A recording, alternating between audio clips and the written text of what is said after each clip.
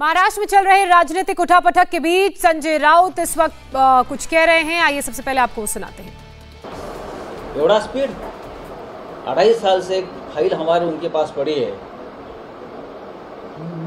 12 MLC का nomination राज्यपाल नियुक्त 2.5 साल से पड़ी और ये राज्यपाल महोदय इंतजार यही घड़ी का कर रही थी,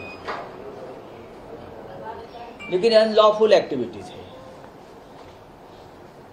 16 MLA जो हमारे हैं उनका डिस्क्वालिफिकेशन का इशू सुप्रीम कोर्ट में पेंडिंग है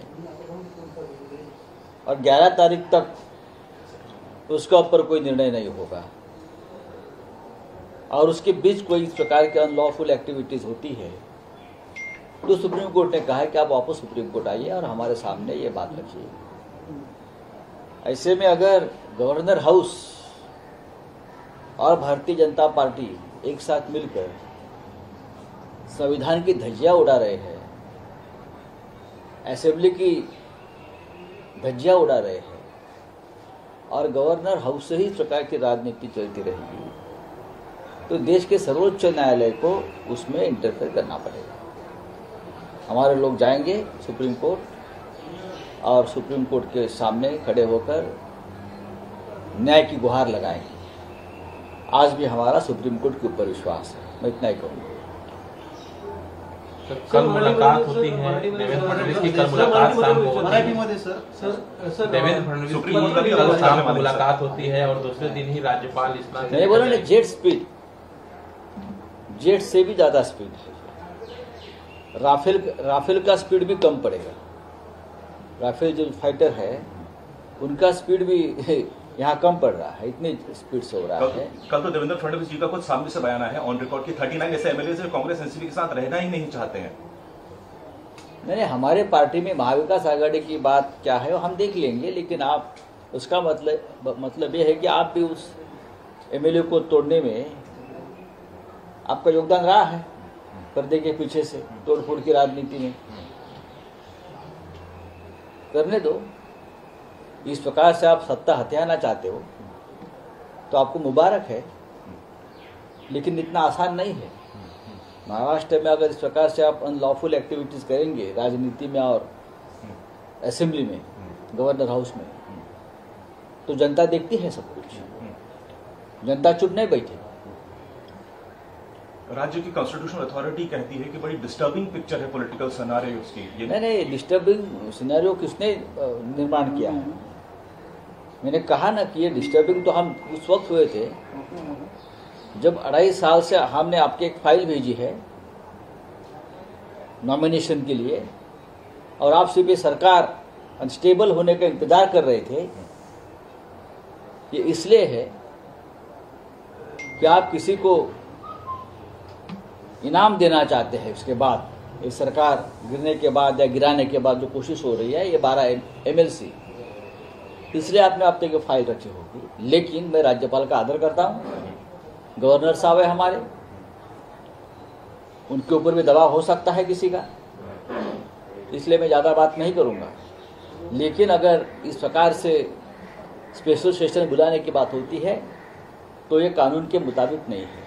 सुप्रीम कोर्ट कब अप्रोच करने वाली है शिवसेना से? देखिए वो हो जाएगा, उस बारे में हमारी जो टीम है, लीगल टीम है, हमारे एक्सपर्ट है पार्टी में, हमारे अनिल देसाई जी है, अरविंद सावंत जी है, अनिल परब जी है, 3 लोग ये काम देख रहे हैं, तो उस बारे में वो निर्णय लेंगे। आज के दिन का शिवसेना ये मानती है 15 से 20 विधायक मुख्यमंत्री उद्धव ठाकरे के संपर्क में है।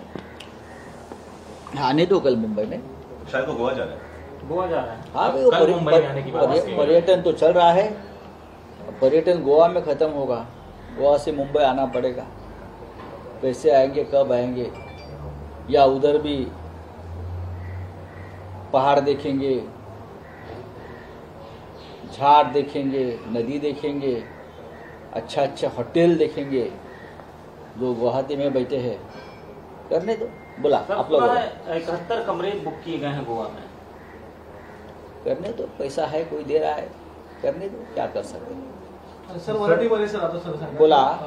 काल देवेंद्र फडणवीस यांनी स्वतः राज्यपालांची भेट घेतली आणि ऑन रेकॉर्ड सांगितलं की 39 MLA जे आहेत ते शिवसेनेवर आता त्यामुळे सरकार अल्पमतात आहे. काय वाटते सर? देवेंद्र फडणवीस हे राज्याचे विरोधी पक्षनेते आहेत, भारतीय जनता पक्षाचे नेते आहेत, माजी मुख्यमंत्री आहेत. गेल्या 2.5 वर्षापासून हे सरकार महाविकास आघाडीचं सरकार स्थापन झाल्यापासूनच्या पहिल्या दिवसापासून त्यांची भूमिका ही सरकार पाडण्यासंदर्भात आहे, सरकारला काम करू न देण्यासंदर्भातला आहे. आणि त्यासाठी त्यांनी गेले 2.5 वर्ष अथक प्रयत्न केले. त्यांना आता असं वाटतंय की त्यांची स्वप्नपूर्तीचा क्षण जवळ आलेला असेल आणि त्यासाठी या घडामोडी घडवत असतील तर त्यांना मी शुभेच्छा देतो.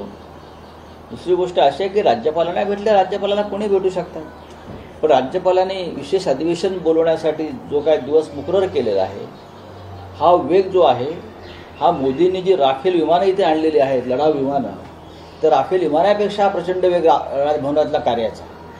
खरे म्हणजे गेल्या 2.5 वर्षापासून महाराष्ट्राच्या कॅबिनेटनं 12 आमदारांच्या नियुक्तीसंदर्भात एक फाईल त्यांच्याकडे पाठवली आहे. 2.5 वर्ष ती फाईल हलत नाही आहे, पण काल एक पत्र दिलं जातं आणि ताबडतोब 24 तासामध्ये विशेष अधिवेशन बोलवण्यासंदर्भात मागणी केली जाते. ही फार आश्चर्यकारक आहे. हा वेग आणि या वेगाची जी गती आहे ती खरोखर चमत्कार आहे. सर मुख्यतः ज्या अटी आणि जे नियम सांगितलेले आहेत, म्हणजे एक कट टू कट काही नियम सांगितलेले आहेत की असंच करायला पाहिजे, तसंच करायला पाहिजे. नाही बघा, एक लक्षात घ्या, मुळात अशा प्रकारचं अधिवेशन इंडिया टीवी हर वक्त हर जगह डाउनलोड करने के लिए सर्च करें India TV news Google play store या ऐप स्टोर पर.